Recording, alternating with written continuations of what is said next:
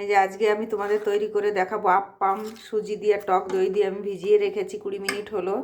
এখন আমি এই যে প্যানটা বসিয়ে দিয়েছি গরম করতে, একে একে বানাবো। গরম হতে দিয়েছি, ধিমে করা আছে গ্যাসটা। এই দেখো আলুর দম দিয়ে খাবে। আর এই যে এইগুলো আমার তৈরি হয়ে গেছে, তুলেছি। এবার তোমাদের আমি এক খোলা বানিয়ে দেখাচ্ছি। বন্ধুরা দেখো কেমন করে বানাতে হয়, তোমরাও বানিয়ে খাবা, খুব ভালো জিনিস। তেল লাগে না এখন, তেল শরীর সচেতন সবাই, তেল ছাড়া এটাই জলখাবারে খেতে খুব ভালো। লুচি পরোটা তো প্রচুর তেল লাগে, এটাই তো তেল লাগে না বন্ধুরা।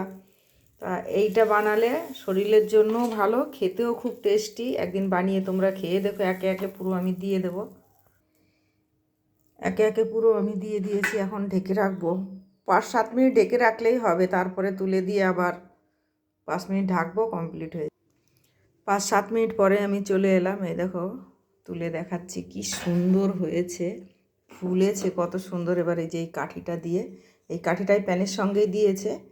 এই দেখো উল্টিয়ে দিলাম, পুরো আমি উল্টিয়ে দিয়ে রেখে দেবো। পুরো উল্টিয়ে দিয়ে একটু সময় গ্যাসের উপর রেখে দেবো, তারপরে নামিয়ে দেবো।